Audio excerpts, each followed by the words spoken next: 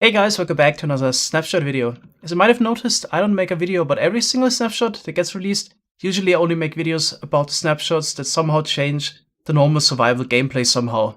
And yeah, today I got one of those snapshots, a couple of changes that directly affect what we can do in this game. One of the most exciting things in the new snapshot is the projectiles like snowballs, enderpearls, eggs, or splash potions don't collide with blocks that don't have a collision box anymore. So previously, if you would throw a snowball against a string, then the snowball got destroyed. Not anymore. You can even now activate tripwire, the snowball, or an enderpearl.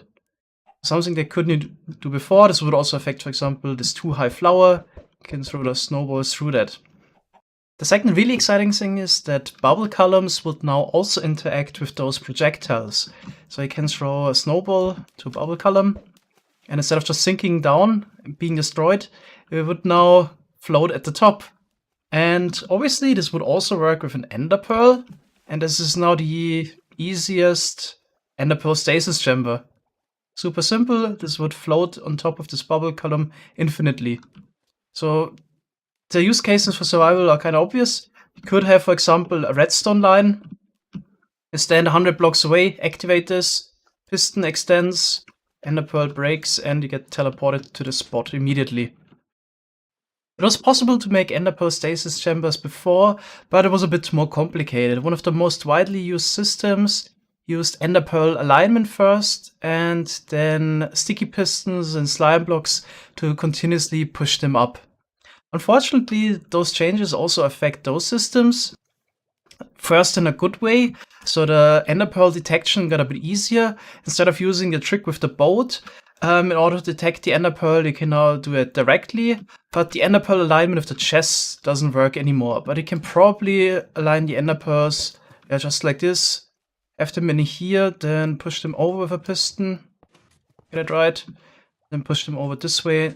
And then it should be in a defined position, which might be important for enderpearl cannons. Here's also a fun thing we made earlier. You can use a flying machine to transport an enderpearl somewhere using the bubble mechanics. Not sure if this could be useful for anything, but yeah, it's definitely quite fun to experiment with those new mechanics.